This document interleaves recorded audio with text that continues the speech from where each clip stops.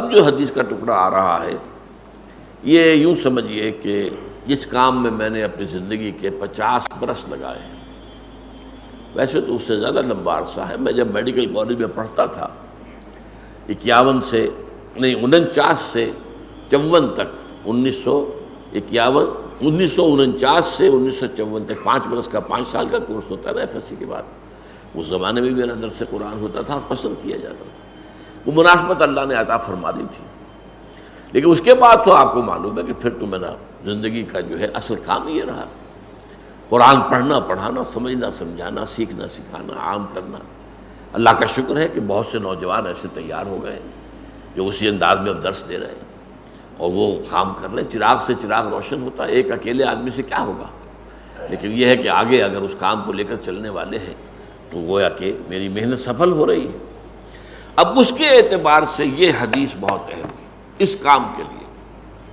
پہلی بات تو فرمائی وَمَنْ سَلَكَ طَرِيقًا يَلْتَمِسُ فِيهِ عِلْمًا، جس شخص نے کوئی راستہ طے کرنا شروع کیا جس سے اس کا مقصد حصول علم تھا، کہیں جا رہا ہے، جیسا کہ آپ کو معلوم ہے کہ اب جب احادیثیں جمع کی گئی ہیں تو اب کسی شخص کو محدث کو معلوم ہوا کہ فلاں بصرہ میں یا بغداد میں ایک ہے صاحب کہ جو اس حدیث کی روایت کرتے ہیں جس میں کہ روایت کی چین کم ہے، لمبا سفر کر کے گئے ہیں، جا کر کہا میں نے سنا ہے کہ آپ حضور کی حدیث روایت کرتے ہیں، جی ہاں یہ حدیث ہے، فوراً واپس، بس حدیث سنی اور واپس۔ وہ کہا بھی پہ تھے نہیں میں ایک مقصد کے لیے آیا تھا اور میں اس مقصد میں کسی اور چیز کو اس میں شامل نہیں کرنا ہے، خالصۃً لوجہ اللہ۔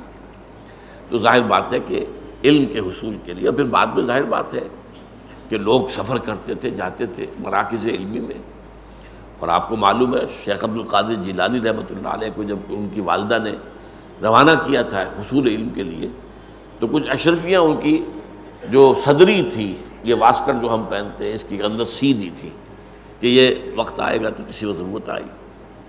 وہاں راستے میں ڈاکوؤں نے ڈاکہ ڈالا، ڈاکوؤں کا سردار ہر ایک سے پوچھا تمہارے پاس کیا ہے، اب سب کہتے کچھ نہیں ہے، لیکن پھر تلاشی میں کچھ نکل آتا تھا۔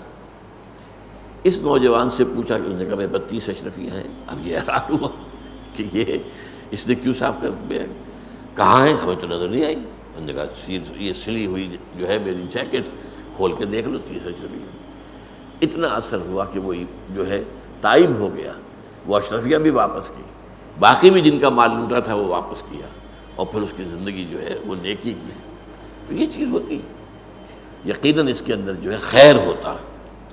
تو من سلک طریقا یلتمس فیہ علما سہل اللہ لہ بہ طریقا الی الجنہ، جو شخص کوئی راستہ اختیار کرتا ہے، سفر اختیار کرتا ہے حصول علم کے لیے، اللہ تعالیٰ اس کی بدولت اس کے لیے جنت کا ایک راستہ آسان کر دیتا ہے۔ طلب علم کا سفر گویا کہ جنت کی طرف سفر ہے۔ وہ علم کون سا ہے؟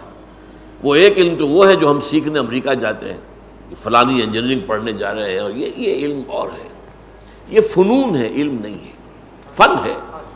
جیسے آپ کو معلوم ہے کہ ایک موچی بیٹھا ہوا اپنی وہ جوتی گانٹ رہا ہے اور کچھ پیسے مل جاتے ہیں اسے، یہ ایک فن ہے، ہر شخص تو نہیں گانٹ سکتا، یہ اس کے پاس ایک فن ہے۔ ایک ترخان ہے، اس کے پاس ایک فن ہے، آپ اس سے کام لیتے ہیں۔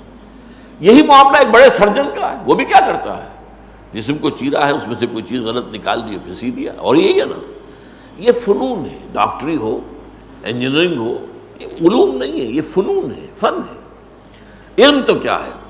علم تو اللہ کی کتاب ہے، علم رسول کی سنت ہے صلی اللہ علیہ وسلم، یہ علم ہدایت۔ در حقیقت علم کیا ہے؟ علم ہدایت۔ تو اس حوالے سے جو شخص بھی اس حصول علم کے لیے، ہدایت کے علم کے حصول کے لیے سفر کرتا ہے، اللہ تعالیٰ اس سفر کے بدولت، اس کے صدقے میں اس کے لیے جنت کا سفر آسان کر دیتا ہے۔ اب سنیے وہ حدیث، وَمَجْتَمَعَ قَوْمٌ فِي بَيْتٍ مِّن بُيُوتِ اللَّهِ، اور کبھی ایسا نہیں ہوتا کہ کچھ لوگ اللہ کے گھروں میں سے کسی گھر میں جمع ہوں، کس کام کے لیے؟ یتلون کتاب اللہ، اللہ کی کتاب کی تلاوت کرنے کے لیے، وَيَتَدَارَسُونَهُ بَيْنَهُمْ، آپس میں ایک دوسرے کا درس دینے کے لیے۔ ایک تو درس ہمارا ہوتا ہے، یہ مونولوگ ہے، اس لیے کہ بتانا پڑتا ہے یہ عربی ہے، اس کے یہ معنی ہے، اس کا یہ ہے، یہ ترکیب ہے، یہ ترجمہ ہے، پھر اس کا مفہوم۔ ایک ہوتا ہے کہ آپ ایک اسٹڈی سرکل بنا کر بیٹھ جائیں، ایک آیت پڑھی، بھئی آپ نے کیا سمجھا اس سے، آپ نے کیا سمجھا، آپ نے کیا سمجھا۔ اور یہ بھی ہوتا ہے بعض اوقات، یہ میں نے دیکھا ہے، انگلینڈ میں دیکھا 1970 کے دسمبر میں، کہ وہاں جو ایک ہاسٹل تھا، جو پاکستانی لڑکوں کا ہاسٹل تھا، وہاں یہ ہوتا تھا جمعے کے بعد بیٹھ جاتے تھے لڑکے، اور وہاں کے لڑکے کون سے تھے، ایک پی ایچ ڈی کر چکے، دوسرا کر رہے ہیں، یا ایک M A M S C کر کے آ کے پی ایچ ڈی کر رہے ہیں، وہ تھے، وہ کوئی پرائمری کے یا ہائی اسکول کے تو نہیں تھے۔ اب وہ کیا کرتے تھے، حلقہ بنایا ہے، بیٹھے ہیں، ایک رکوع جو ہے قرآن کا آپ نے پڑھا، آپ نے غلطی کی تو اس کو تصحیح کر دی گئی، وہی رکوع دوسرے نے پڑھا، تیسرے نے پڑھا، تاکہ تجوید صحیح ہو جائے۔ پھر ان کے ذمہ یہ ہوتا تھا کہ تم فلاں تفسیر پڑھ کے آنا، تم فلاں تفسیر پڑھ کے آنا، تم فلاں تفسیر پڑھ کے آنا، تم فلاں تفسیر، تو اپنا اپنا بیان کر۔ تو اسے ہم کہیں گے اسٹڈی سرکل۔ یہ تدارس ہے، ایک ہے درس اور یہ ہے تدارس۔ تو فرمایا کہ جب وہ اللہ کے گھروں میں سے کسی گھر میں جمع ہوں اللہ کی کتاب کو پڑھنے کے لیے اور آپس میں باہم ایک دوسرے کو سمجھنے سمجھانے کے لیے، تو کیا ہوتا ہے، الا نزلت علیہم السکینہ، ان پر سکینت نازل ہوتی ہے، اللہ کی طرف سے سکون، اطمینان،